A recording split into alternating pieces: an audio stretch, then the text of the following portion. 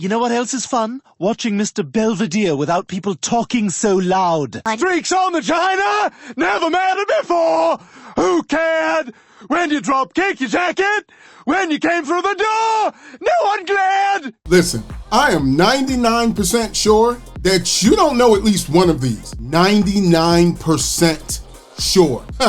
Prove me wrong then. Like, do you know what he being Chris Hewett, who played Mr. Belvedere, forbid his cast members to do on set? Or about the time he had a problem with, well, his... nuts?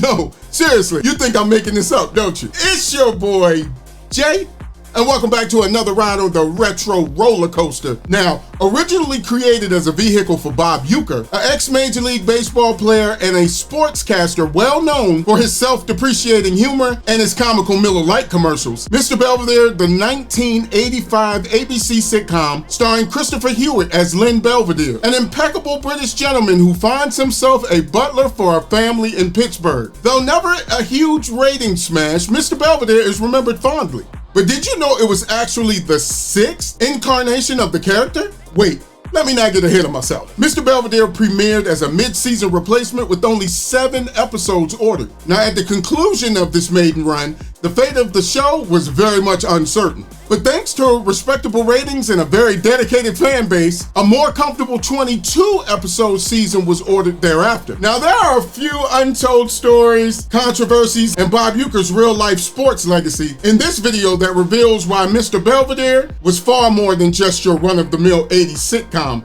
It was a trailblazer.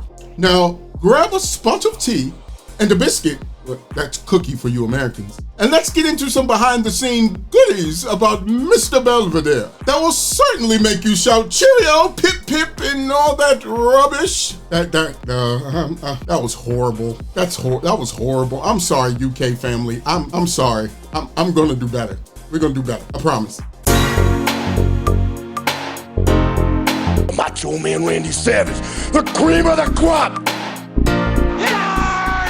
He scores! The Bulls lead 80. Girl, your hair's so nappy, Wilson couldn't pick it. This is Max Headroom. Are you kidding?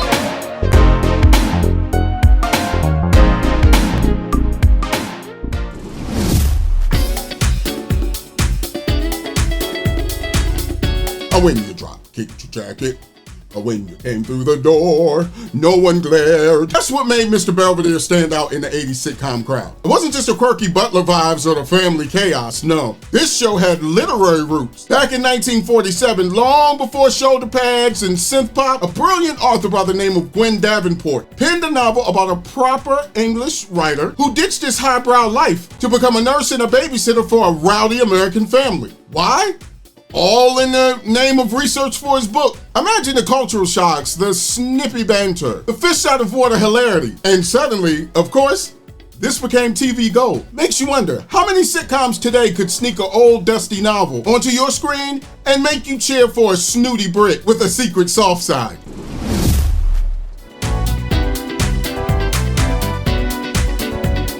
Davenport's whimsical tale eventually exploded into Hollywood magic. The ink was barely dry in the books before Tinseltown pounced, transforming the quirky novel into the movie Sitting Pretty by 1948. Clifton Webb sashayed into the spotlight as the unforgettable Mr. Belvedere, charming audiences with his razor-sharp wit and raising eyebrows. The world fell so hard for this sly genius that 2 sequels raced the theaters, because who could resist more mischief, huh?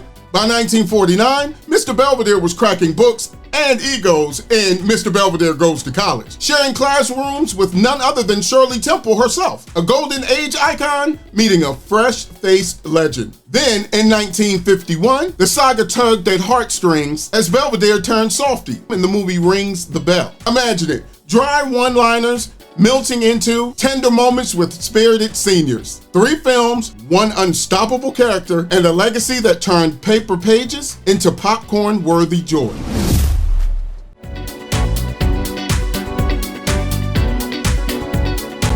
Oh, the saga of Mr. Belvedere's journey to television? It's practically written Hollywood drama. 3 times Between the 1950s and 60s, studios scrambled to bring that sharp-tongued, scene-stealing butler to the small screen. And guess what? Every single pilot flopped. I mean, can you believe that? For nearly 30 years, Belvedere's wit and charm kept knocking on doors, only to get crickets. Now, enter fate. In 1985, like some kind of underdog miracle, they finally cracked the code. The pilot, it soared. And did you know that the theme song that we all know and love was actually made for a different show? Makes you think, what kind of magic did they sprinkle into that script? Was it timing? Persistence? Or did Belvedere himself finally decide that TV was now worthy of his brilliance?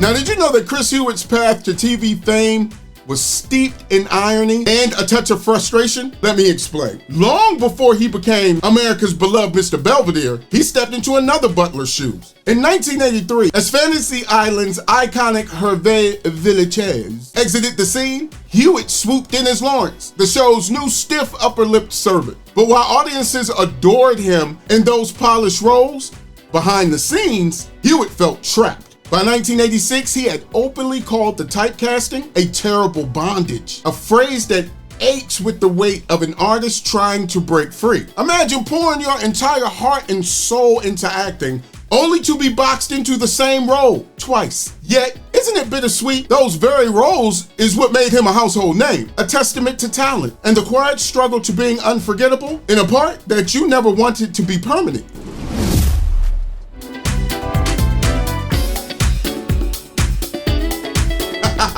So, there's an urban legend about production screeching to a halt because poor Chris Hewett ended up in a world of pain after crushing his own, well, nuts. Jaw-dropping, right? Absolutely. And guess what? That wild urban legend is 100% true, confirmed by one of the writers named Mark Stein. Here's the scene. Hewitt, riding backward in a convertible in the Hollywood Christmas parade, topples over directly onto his, well, nuts. Jingle bells. Cue horror music and gasps from the crew. Production had to be shut down for a full week while he recovered. But wait, Adam Sandler, who guest starred on the show, he swears by a totally different version of this story. Now he says, picture Hewitt casually flopping into a chair for a table read, only to sit on his own manhood. Ooh. The room, equal parts horrified and crying with laughter. Talk about a story that is tragic, absurd, and legendary. Now, let me continue with more facts while you continue with these nuts. Got him! Got him!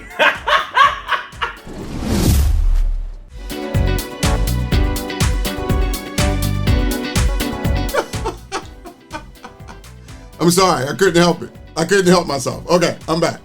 Now, can you imagine juggling two dream jobs and pulling it off with style? That's Bob Uecker for you. Sure, playing sportscaster George Owens on Mr. Belvedere wasn't exactly what we would call acting. He was basically living his real life. After all, Uecker had already carved out his legendary status as the Milwaukee Brewers' iconic voice. Uecker had to jet set between two totally different worlds. Major League Baseball commissioner at the time, Bud Selig, insisted that he keep his role as the Brewers announcer while he did the show Mr. Belvedere. Fridays meant hopping on a plane to go call Brewers games. And if they played a game near the LA show studio, cue the helicopter swooping in just in time for the first pitch. Talk about a dramatic entrance. Hollywood flair? Meet baseball grit. And the best part? He never missed a beat. Now that's how you live two dreams at once.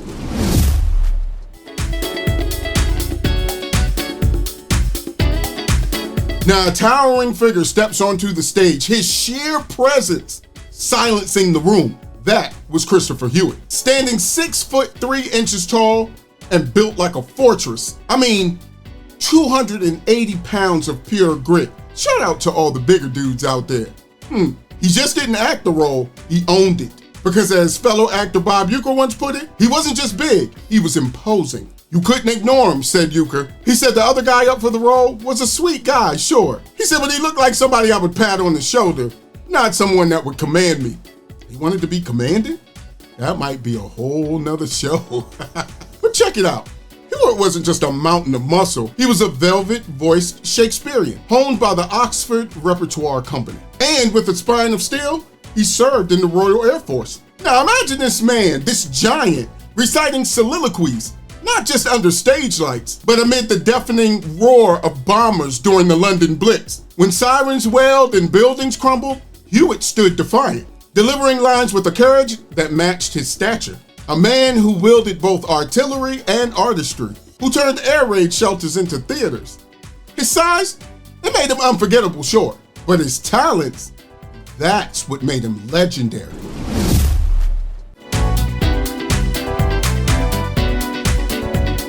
Hewitt despised chewing gum. Now here they are on the set, day one, and this man strides in like on a storm cloud. His towering frame and thundering voice demanded instant silence. Actress Eileen Graff said he walked in first thing that morning of their first taping of the show and bellowed, "No gum chewing."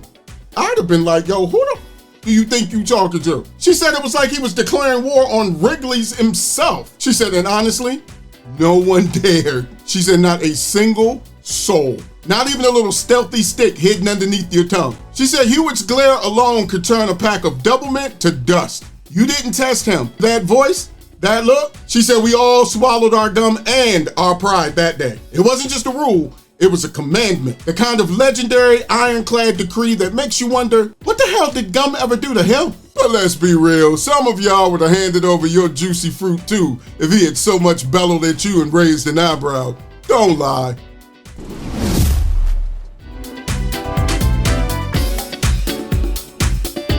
Behind the scenes, Bob Uecker could not resist poking fun at his co-star.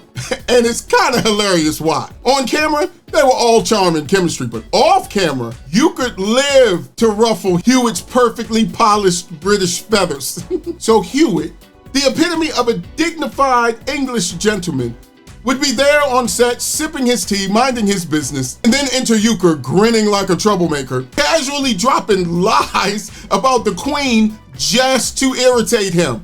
Wow, that is so petty. Uecker said he would just invent stories about her. He said Hewitt's face would turn red. It was priceless. It's giving that classic annoy your sibling energy. I mean, but let's be honest, if we was on set, we probably would be cracking up at the sheer audacity of this man to just lie to Mr. Hewitt just because he wanted to get a rise out of the man. You, sir, Mr. Uecker, may you rest in peace, but you win the petty award, sir.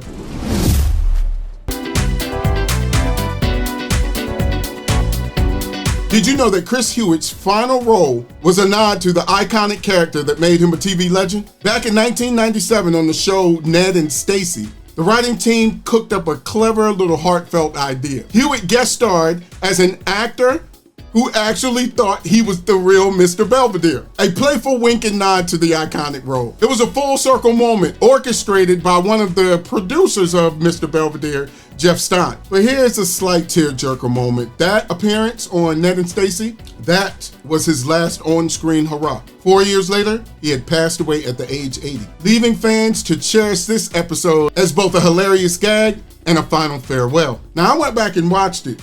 Now you should too. My laughter tinged with a bit of nostalgia knowing this was his final performance. So I would suggest you revisit it and then go watch Mr. Belvedere so that you can smile with Mr. Hewitt in mind one more time. And there we are, my good people. Another day, another retro roller coaster ride. But back to Mr. Belvedere. Did you like the show? I thought the show was really good for what it was. It was one of those shows, I can't say it was my favorite, but I can say I did enjoy it. It was one of those shows for me that kind of came out of the blue. When it first came on, I didn't know how I would feel about it, but then as I started watching it, I thought the chemistry on the show was hilarious, especially old girl's friend who just kept butchering his name. Fantastic. But once again, thank you. You all already know what to do. You know what we do here. We are on the road to 10,000. We are almost there. And I cannot thank y'all enough. You all have made this journey fun. Interacting with you all and the encouragement and the supports and the jokes that you all give, man, these make my day. Because we are family. If you know, you know. We are family. From big sisters to uncles to everybody else. to play cousins. We're all family. And as family, you know what you should do, right? Love you, love somebody else, and I'll see y'all very soon.